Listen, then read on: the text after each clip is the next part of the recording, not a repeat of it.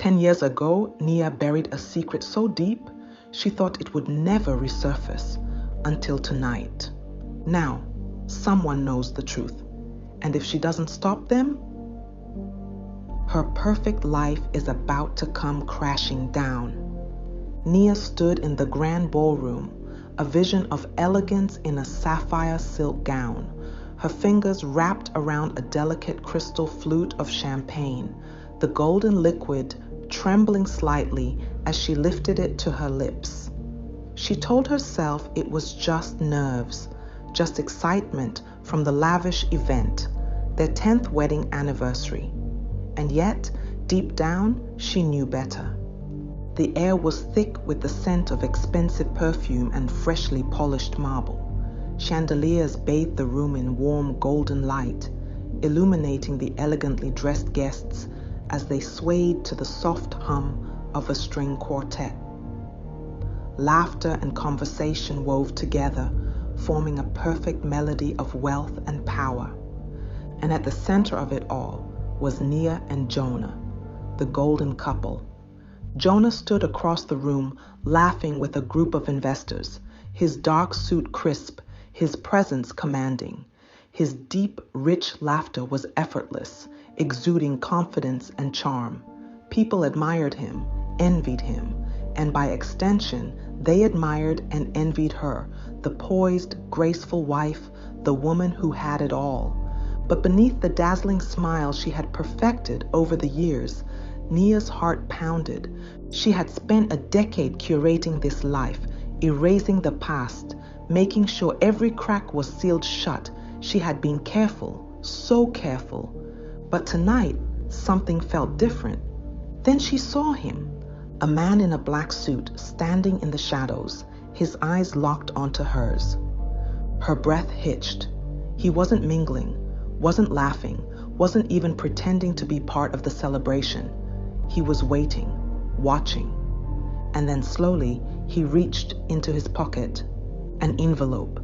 Nia's throat tightened. Her pulse thundered as he walked toward her, each step slow, deliberate. He leaned in close, his voice just a whisper in her ear.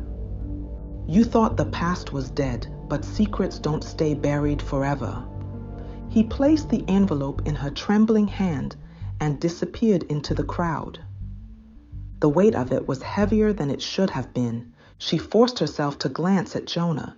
He was mid-laugh, completely oblivious. With shaking fingers, she unfolded the letter inside. The words struck her like a dagger to the chest. I know what you did. Meet me at midnight, or Jonah finds out first. The room spun. Number no, this wasn't possible. No one could know. Because she had made sure there was no one left alive to tell the tale. Nia barely made it to the powder room before her knees gave out. She locked the door, pressing her back against it as she forced herself to breathe. The message in the letter burned in her mind. I know what you did. Meet me at midnight or Jonah finds out first. She squeezed her eyes shut, pressing her palm against her mouth to stifle the panic rising inside her. She had spent the last 10 years burying that night. She had rewritten her story, erased every trace, turned herself into the perfect wife, the woman Jonah believed she was, the woman everyone believed she was. This couldn't be happening. She unfolded the letter again, scanning it for a clue, a name, something. But there was nothing, just the threat. Her mind raced through possibilities. Who could have sent this? It wasn't possible. The past was dead. She had seen to it herself, hadn't she? She gripped the counter, staring at her reflection in the mirror. Her face was paler than usual, her dark eyes wide with fear. And then a terrifying thought hit her. What if she was wrong? What if someone had survived? What if someone had come back for her?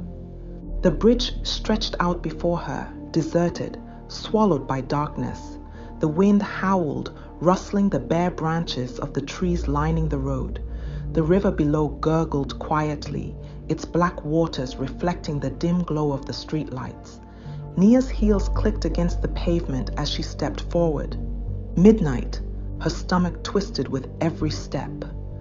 She had spent the last few hours trying to figure out who it could be, trying to calm herself, trying to remind herself that she had taken every precaution all those years ago. Yet here she was, walking toward the past she thought she had buried. A shadow moved ahead. A man stepped forward from the darkness. Nia's breath caught in her throat. Number it couldn't be. Her entire body froze as she stared at the figure before her. The scar on his cheek, the familiar smirk, the eyes that she never thought she'd see again. Her voice was barely a whisper. "You're dead." The man smirked, tilting his head. "You always did underestimate me, Nia." Her heart pounded, panic rising in her throat. Number. This was impossible. She had watched him die. The wind howled around them, but Nia could barely hear it over the roar of blood in her ears. The man took a step forward, his presence suffocating. "You look like you've seen a ghost," he murmured. Nia swallowed hard, forcing herself to stand her ground. "How? How did I survive?" His smirk deepened. "Wouldn't you like to know?" She clenched her fists. "What do you want?" His dark eyes flickered with amusement, but beneath it something sharper, something dangerous. "What I lost," he said simply. A slow dread crept up her spine. "And if I don't get it?" He reached into his pocket, pulling out another envelope. "Jonah will." A chill ran through her, sinking into her bones. Jonah! He couldn't know. He could never know. She had spent 10 years protecting the life she had built. But now it was slipping through her fingers. And the worst part? She wasn't sure she had the strength to stop it. Nia's fingers curled into fists, nails digging into her palms. The bridge felt smaller, the air around them tightening like a noose. "What do you want?" she asked again, her voice strained, controlled. The man, Elias, tilted his head, watching her like a predator who had finally cornered its prey. "You already know the answer to that," he said. Nia's mind raced. What I lost? That could mean so many things. Revenge, money, her reputation. But no, Elias had never cared about money. It was something else. Something worse. "I don't have anything to give you," she said, keeping her voice steady. "I moved on. You should too." His smirk deepened, the moonlight casting sharp shadows across his face. "Oh, Nia." He took a slow step closer, his voice smooth as silk. "I'm not here because I want something." Her breath caught. "I'm here because I already have something." She stiffened. "What do you mean?" Elias pulled out his phone and tapped the screen. A few seconds later, hers vibrated in her coat pocket. With trembling hands, she pulled it out. A new message. Her heart nearly stopped when she saw the attachment. It was a video. She hesitated, looked up at Elias. He was watching her with a glint of satisfaction, as if he already knew what she was about to see. Dread wrapped around her throat like a noose as she pressed play. A grainy video loaded on her screen, a security camera recording, 10 years old, but still clear enough to recognize the scene. A dark alley, a body lying motionless on the ground, and her standing over it, her face twisted in fear, her hands stained with blood. She remembered this moment. It was the night that had changed everything, the night she had killed him. Or so she thought. The screen went black. Then a message flashed. "If you want this to stay buried, meet me tomorrow. Alone. I'll be in touch." Nia's grip tightened on her phone, her breathing shallow. Elias took another step closer, so close she could smell the faint trace of cologne on his suit. "I wonder what Jonah would say if he saw that," he murmured. She forced herself to meet his gaze, her fear boiling into something sharper. "If you wanted revenge, you would have gone to him already," she said, So what do you really want? Elias chuckled. That's what tomorrow is for. Then, without another word, he turned and walked into the shadows.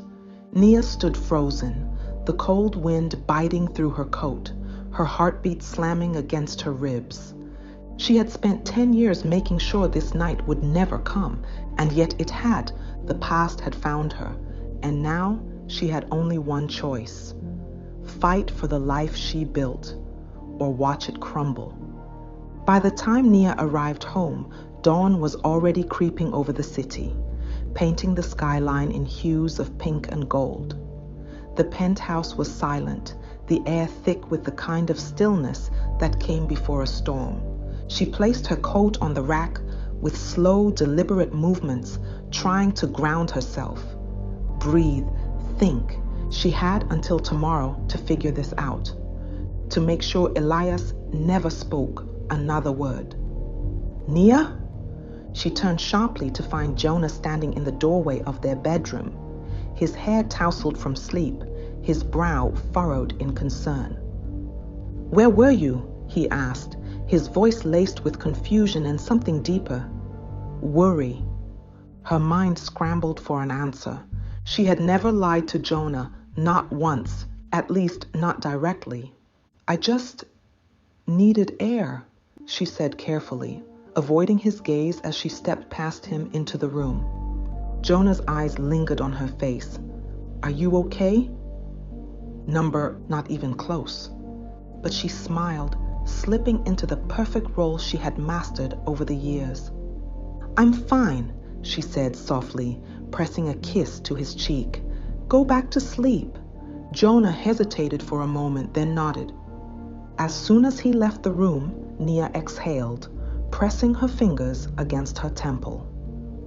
She had less than 24 hours to find a way out of this, and failure was not an option.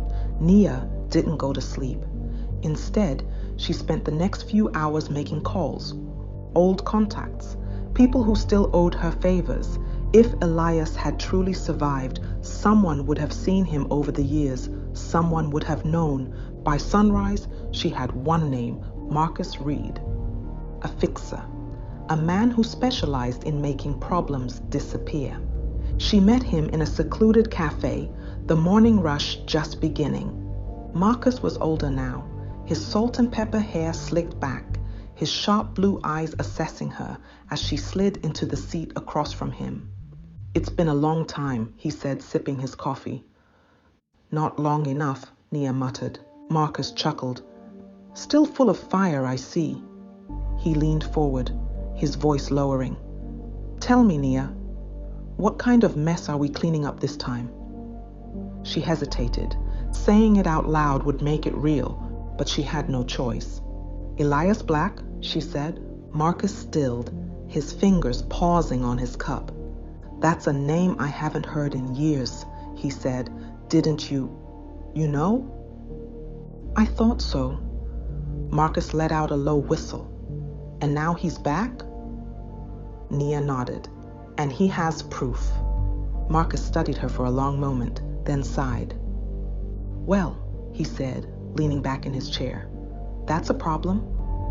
"No kidding." Marcus tapped his fingers on the table, thinking. "Look," he said, "Elias was always a step ahead. If he's been hiding for 10 years, he has an endgame. He's not just here to toy with you." Nia swallowed hard. "Then I need to know what he wants." Marcus nodded slowly. "And if what he wants isn't something you can give?" She didn't hesitate. "Then I end it. For good." Marcus smirked. "There's the Nia I remember." She slid an envelope across the table. "Find out everything you can on Elias.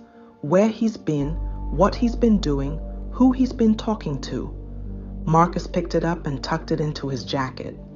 "I'll see what I can do." He stood, buttoning his coat. "But be careful, Nia. If Elias survived once, it means he's not just lucky. It means he's smart." Nia's jaw tightened. "So am I." As Marcus walked away, Nia exhaled, trying to steady herself. She wasn't going to let Elias ruin everything. Not now, not ever. And if it came down to it, she'd bury him again. This time, for good, to be continued. Watch out for part 2 on Wednesday.